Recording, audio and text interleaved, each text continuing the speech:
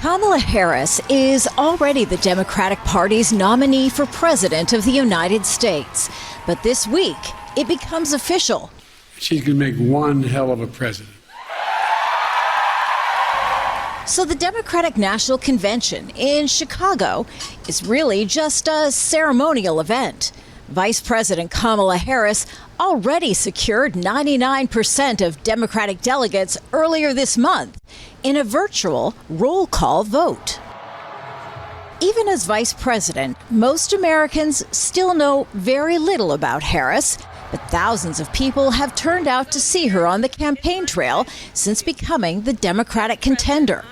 So when Harris publicly accepts the nomination on Thursday, millions of people will be watching. A well-crafted speech that's warmly received by the American people could catapult her in the polls. One of the things you sometimes see at a convention is that the polls improve, at least in the short term, for the party that holds the convention. If that happens, she probably will enter the fall as the leader in the presidential race.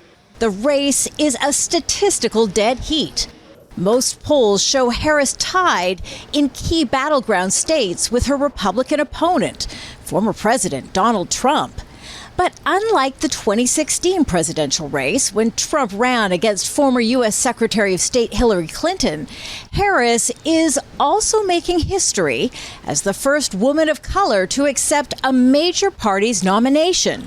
She will use the convention to counter Trump's campaign attacks, tapping into voter fears of a woman at the top of the Democratic ticket. I think she wants to introduce herself positively to the public and to also reassure people that she is not as left-wing as Republicans are going to paint her as. This stage is where Kamala Harris will officially accept the Democratic presidential nomination in front of a crowd of adoring delegates. But it was just 11 months ago that Harris was considered one of America's most unpopular vice presidents, with an unfavorable rating of 58%. The trick for Harris now will be to ride the momentum of her convention bounce all the way to November.